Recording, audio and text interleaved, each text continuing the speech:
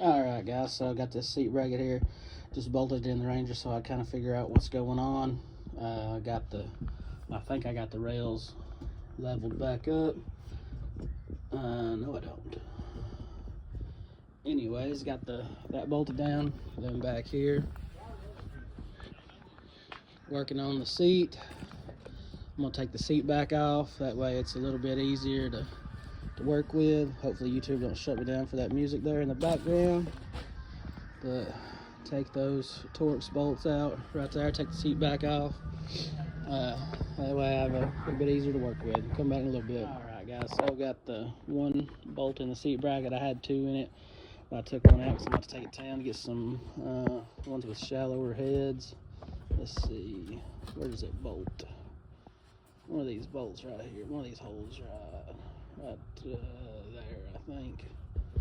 But anyways, go to town, get some bolts, get back after it.